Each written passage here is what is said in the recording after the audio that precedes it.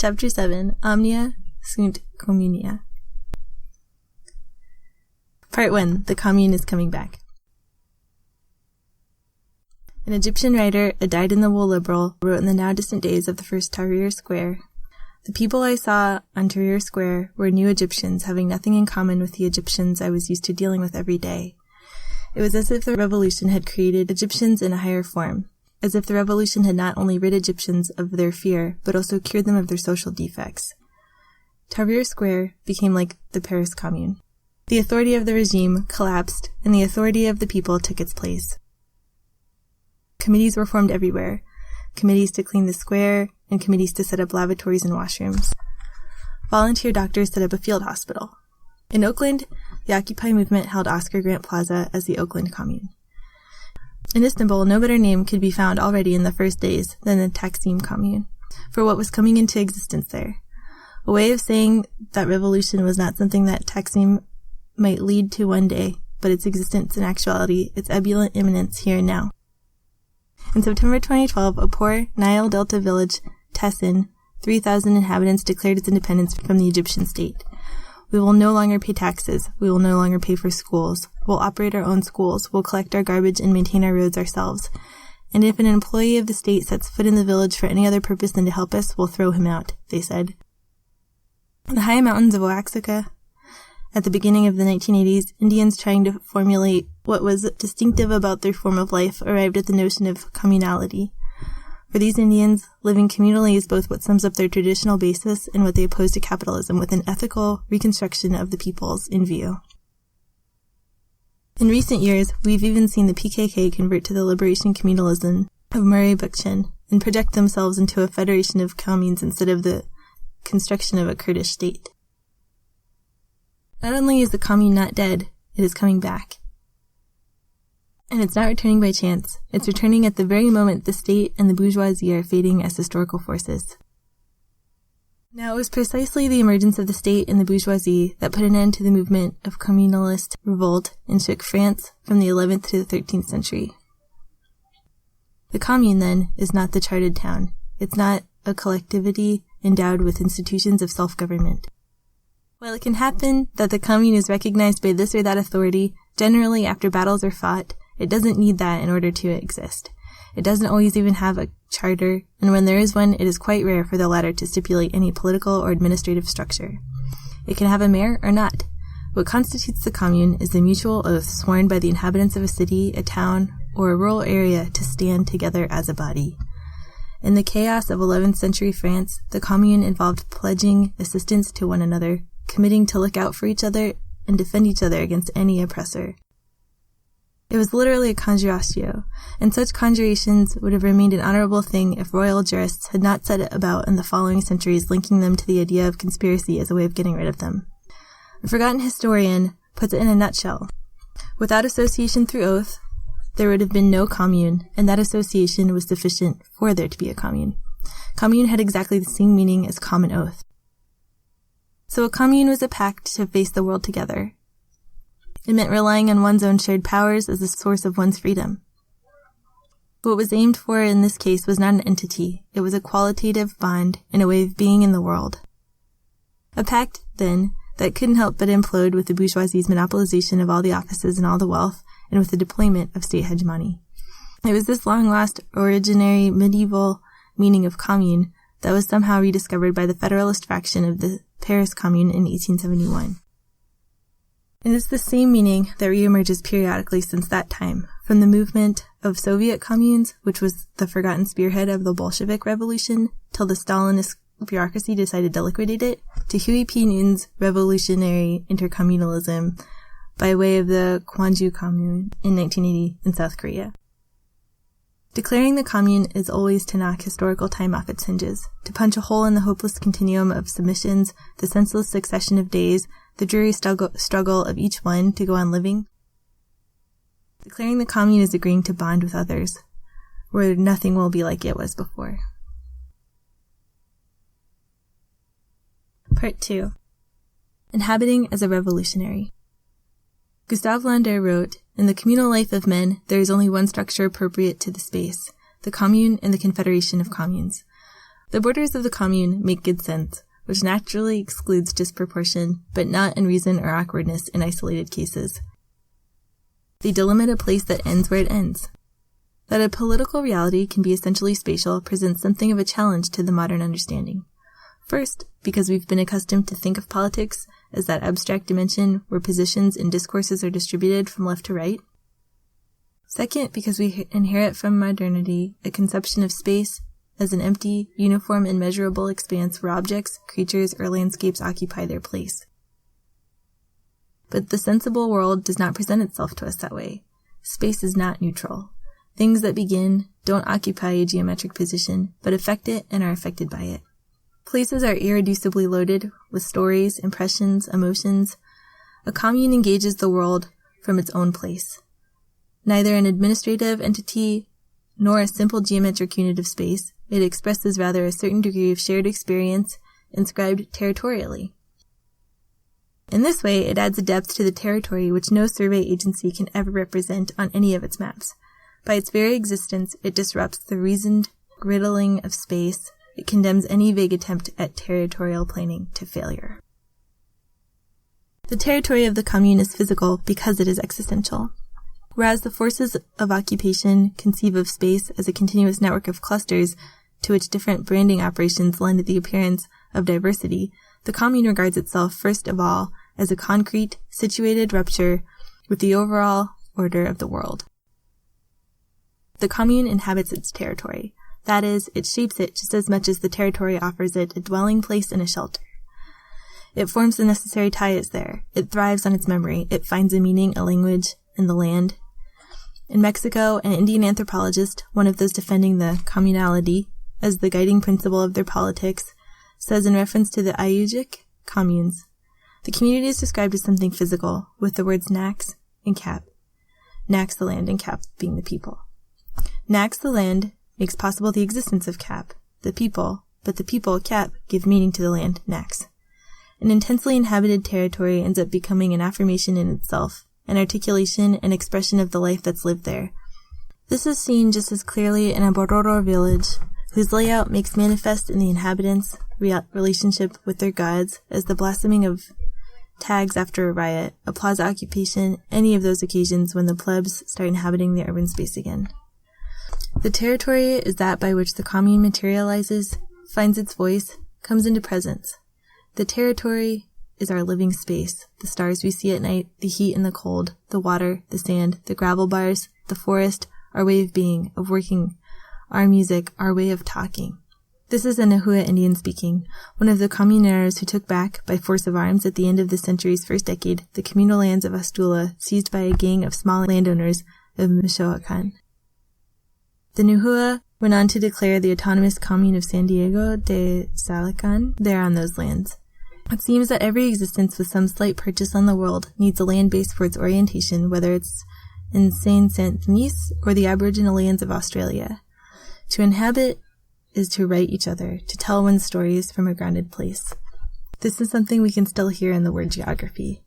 The territory is to the commune what the word is to the meaning. That is, never just a means. This is what makes the commune and the infinite space of commodity organization the categorical opposites that they are. The territory of the commune is the clay tablet that reveals its meaning as nothing else does, and not in a mere expanse endowed with productive functions skillfully distributed by a handful of planning experts. There is as much difference between an inhabited place and a zone of activities as there is between a personal journal and an agenda. Two uses of the land, two uses of ink and paper, with no other resemblance between them. As a decision to confront the world together, every commune places the world at its center. When a theoretician of communality writes that it is inherent in the existence of the spirituality of indigenous peoples, characterized by reciprocity, collectivity, kinship ties, primordial loyalties, solidarity, mutual aid, tequio, assembly, consensus, communication, horizontality, self-sufficiency, territorial defense, autonomy, and respect for Mother Earth. He neglects to say that it's the confrontation with our epoch that has required this theorization. The need to autonomize from infrastructures of power is not due to an ageless aspiration to autarky, but has to do with the political freedom that is won in that way. The commune is not preoccupied with its self-definition. What it means to show by materializing is not its identity, not the idea it has of itself, but the idea it has of life. Moreover, the commune can only grow from its outside, as an organism that only lives by internalizing what surrounds it. Precisely because it wants to grow, the commune can only take sustenance from what it is not. As soon as it cuts itself off from the outside, it weakens, devours itself, tears itself apart, loses its vitality, or surrenders to what the Greeks call, with their entire country in mind, social cannibalism, for the very reason that they feel isolated from the rest of the world. For the commune, there is no difference between gaining in power and concerning itself essentially with what it is not. Historically, the communes of 1871, that of Paris, but also those of Limoges, Perigueux, Lyon, Marseille, Grenoble, Le Creuset, Saint-Étienne, Rouen, as well as the medieval communes that were doomed by their isolation. And just as it was easy, with calm restored in the provinces, for Thiers to come and crush the Parisian proletariat in 1871, in a similar way, the main strategy of the Turkish police during the Taksim occupation was to prevent the demonstrations originating in the restive neighborhoods of Gazi and Beşiktaş, or the Anatolian neighborhoods on the other side of the Bosphorus, from rallying to that Taksim cause, and Taksim from forming the link between them. So the paradox facing the commune is the following. It must at the same time succeed in giving some consistency to a territorial reality at odds with the general order, and it must give rise to established links between local consistencies. That is, it must detach itself from the groundedness that constitutes it. If one of the two objectives is not met, either the commune that's stuck in its own territory becomes gradually isolated and neutralized, or it becomes an inherent troop, away from the home ground, unfamiliar with the situations it passes through, and only inspiring distrust along the way. This is what happened to the detachments of the Long March of 1934. 2/3 of the fighters met their deaths on the journey. Part 3. Defeating the economy. At the core of the commune is precisely what eludes it, what traverses it, yet always remains beyond its appropriation, was already what characterized the res communes in Roman law. The common things were the ocean, the atmosphere, the temples, that which could not be appropriated as such. One could take possession of a few liters of water, or a strip of shore, or some temple stones, but not the sea as such, and not a sacred place. The res communes were paradoxically what resists reification, their transformation into things. It's the designation in public law of what falls outside of public law. What's in common use is irreducible to juridical categories. Language is typically the common. While one can express oneself thanks to it, by means of it, it is also something which no one can possess as his own. One can only make use of it. In recent years, some economists have tried to develop a new theory of the commons. The commons are said to be the set of those things to which the market has had a very hard time assigning a value, but without which it would not function. The environment, mental and physical health, the ocean, education, culture, the Great Lakes, etc., but also the great infrastructures, highways, the internet, telephone, or sanitation networks, etc. According to those economists who are both worried about the state of the planet and desirous of improving the operation of the market, there needs to be invented a new form of governance for these commons that wouldn't depend on the market alone. Governing the Commons is the title of the recent bestseller by Elinor Ostrom, Nobel Prize in Economics in 2009, who has defined 8 principles for managing the commons. Understanding there is a place for them in an administration of the commons that remains to be invented, Negri and Associates have embraced this theory, which is perfectly liberal at its core. They've even extended the notion of commons to include everything produced by capitalism, reasoning that all of its results in the last analysis from productive collaboration between humans who would only need to appropriate it through an uncommon democracy of the commons. The eternal militants, always short of ideas, have rushed into step behind them. They now find themselves claiming health, housing, migration, social care, education, working conditions, and the textile industry, etc. as so many commons that must be appropriated. If they continue down this path, it won't be long before they demand worker management of nuclear power plants and the same for the NSA, since the internet should belong to everyone. For their part, more sophisticated theorists are inclined to make the commons into the latest metaphysical principle to come out of the West's magical hat. An arch, they say, in the sense of that which organizes, commands, and rules all political activity, a new beginning that will give birth to the new institutions and a new world government. What is ominous about all this is the evident inability to imagine any other form of revolution than the existing world, flanked by an administration of men and things inspired by the ravings of Proud Han and the lackluster fantasies of the Second International. Contemporary communes don't claim any access to or aspire to the management of any commons. They immediately organize a shared form of life. That is, they develop a common relationship with what cannot be appropriated, beginning with the world. If ever these commons were to pass into the hands of a new breed of bureaucrats, nothing about what is killing us would substantially change. The entire social life of the metropolises works like a gigantic demoralization enterprise. Everyone within it, in every aspect of their existence, is held captive by the general organization of the commodity system. One can very well be activist in one organization or another, go out with one's group of buddies, but ultimately it's everybody for themselves, each in his own skin, and there's no reason to think it might be different. Every movement, however, every genuine encounter, every episode of revolt, every strike, every occupation is a breach opened up in the false self-evidence of that life, attesting that a shared life is possible, desirable, potentially rich and joyful. It sometimes seems that everything is conspiring to prevent us from believing this, to obliterate every trace of other forms of life, of those that died out and those about to be eradicated. The desperate ones at the helm of the ship are most afraid of having passengers less nihilistic than they are. And indeed, the entire organization of this world, that is, of our strict dependence on it, is a daily denial of every other possible form of life. As the social varnish cracks and peels, the urgency of forming into a force is spreading, under the surface, but noticeably. Since the end of the movement of the squares, we have seen networks of mutual support cropping up in many cities to stop evictions, of strike committees and neighborhood assemblies, but also cooperatives, for everything and in every sense. Production co-ops, consumer co-ops, housing, education and credit co-ops, and even integral co-ops that would deal with every aspect of life. With this proliferation, a welter of previously marginal practices is spreading far beyond the radical ghetto that had more or less reserved them for itself. In this way, they're acquiring a seriousness and effectiveness that wasn't there before, and they themselves are easier to deal with. Not everyone is alike. People are facing the need for money together. They're organizing to have some or do without.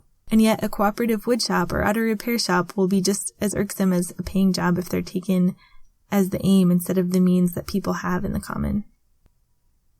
Every economic entity is headed for oblivion, is oblivion already, if the commune doesn't negate its claim to completeness.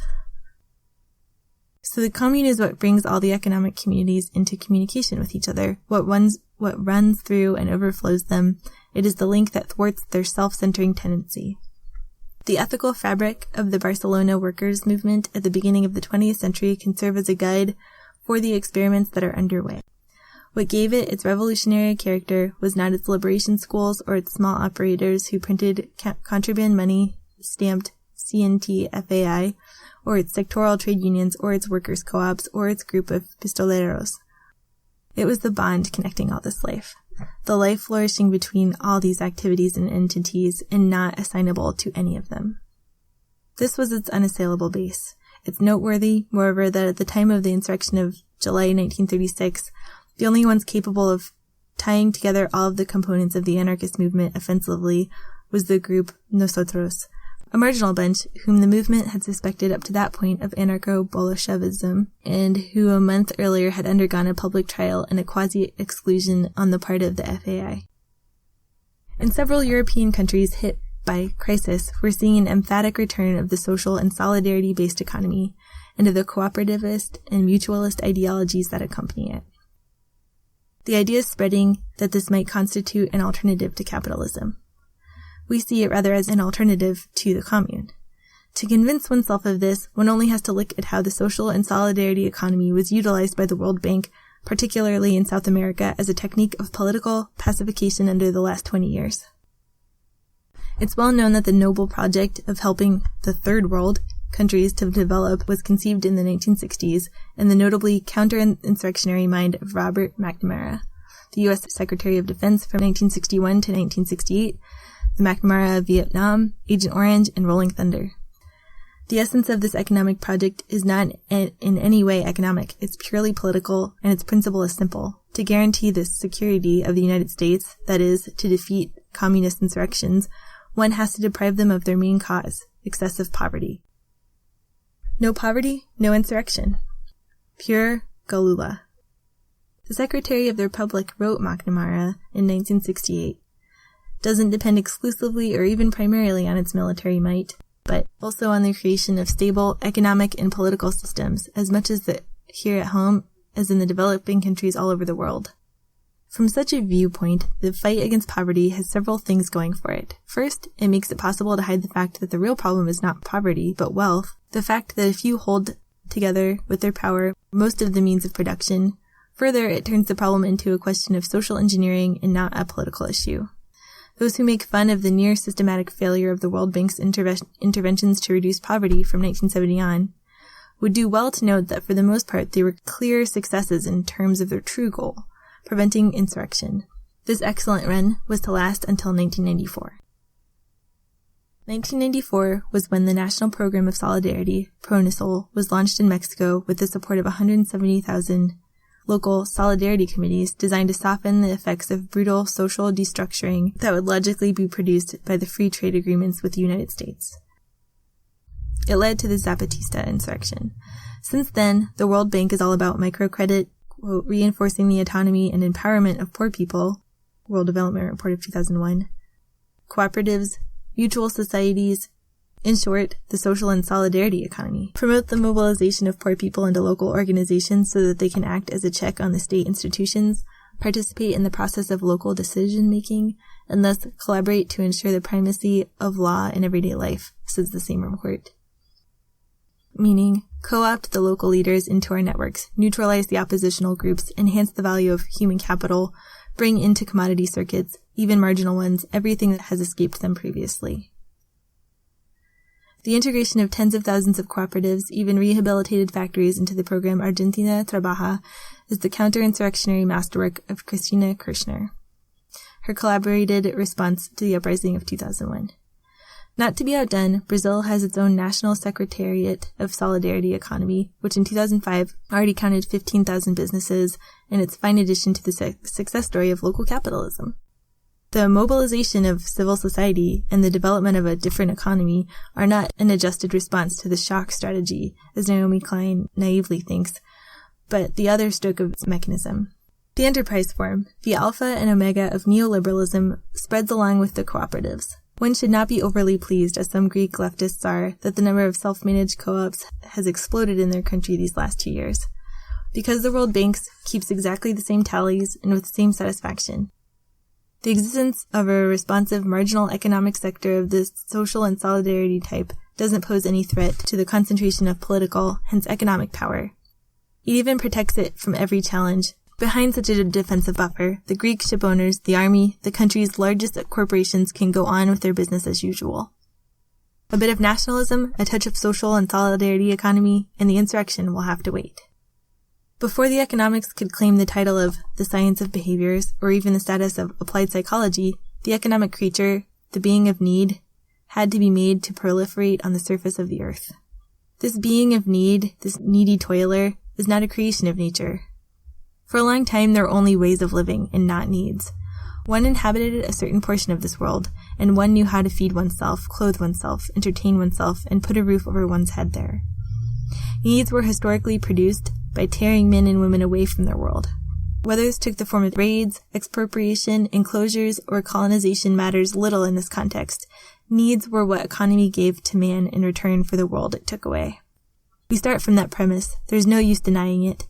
But if the commune involves taking responsibility for needs, this is not out of a concern for autarky, because economic dependence on this world is a political as much as an existential cause of continual abasement. The commune addresses needs with a view to annihilating the being of need within us. Where a lack is felt, its elementary gesture is to find the means to make it disappear as often as it may present itself. There are those in need of a house. One doesn't just build one for them, one sets up a workshop where anyone can quickly build a house for themselves. A place is needed for meeting, hanging out, or partying. One is occupied or built and also made available to those who don't belong to the commune. The question, as you can see, is not that of abundance, but of the disappearance of need. that is participation in a collective power that can dispel the feeling of confronting the world alone. The intoxication of the movement is not enough for this. A profusion of means is required. So a distinction must be made between the recent restarting of the Viome factory in Thessaloniki by its workers and a number of variously disastrous Argentine attempts at self-management, which Viome takes inspiration from nonetheless.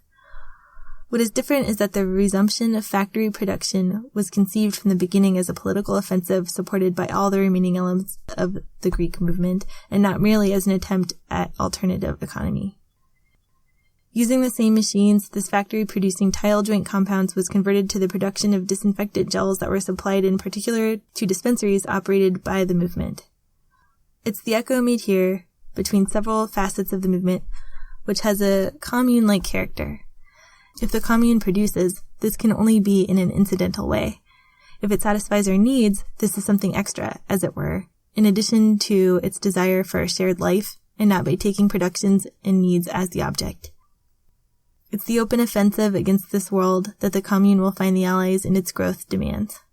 The growth of communes is the real crisis of economy and is the only serious degrowth. Part 4. Taking part in a shared power. A commune can be formed in any situation around any problem.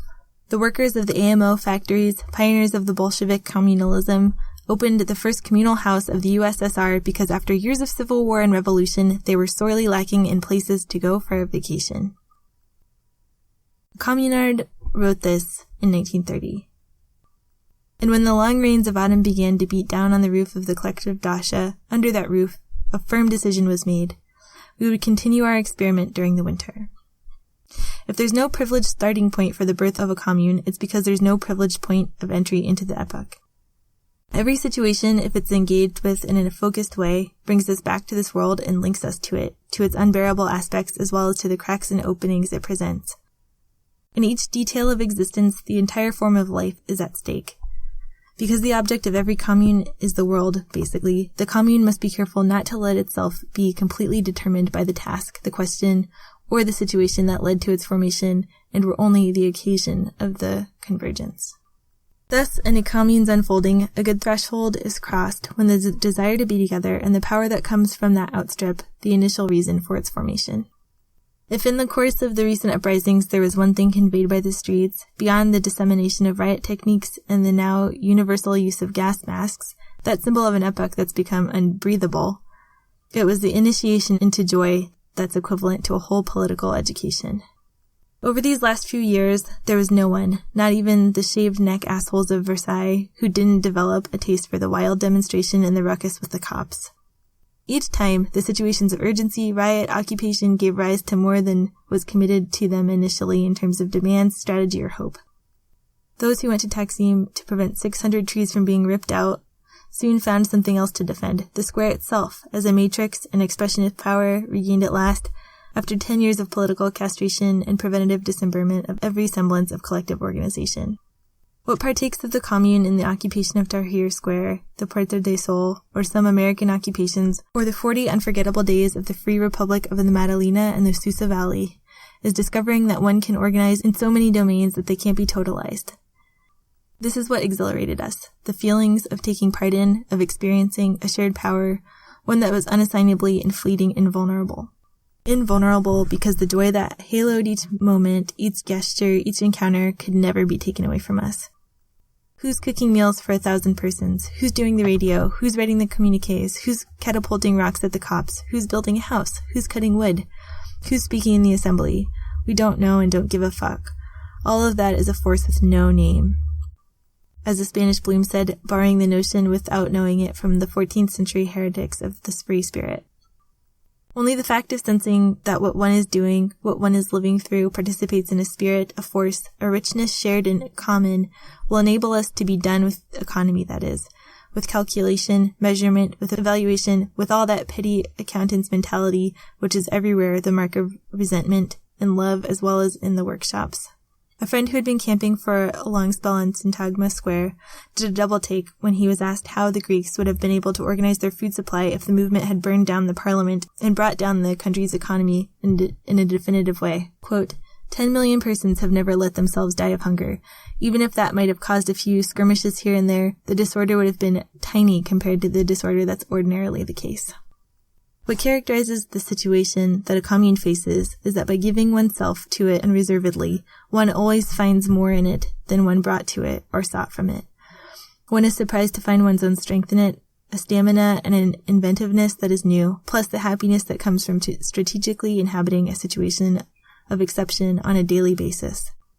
In this sense, the commune is the organization of fertility. It always gives rise to more than it lays claim to. This is what makes irreversible the upheaval that affected the crowds that descended on all the squares and avenues of Istanbul. Crowds forced for weeks to deal with the crucial questions of provisioning, construction, care and treatment, burial, or armament, not only learned to organize themselves, but learned something that most didn't know, that we can organize ourselves, and that this capacity is fundamentally joyful. The fact that this fertility of the street was not mentioned by any of the democratic commenters is a rather clear indication of its dangerous potential. The memory of those days and nights makes the orderly everydayness of the metropolis appear even more intolerable, and exposes its pointlessness.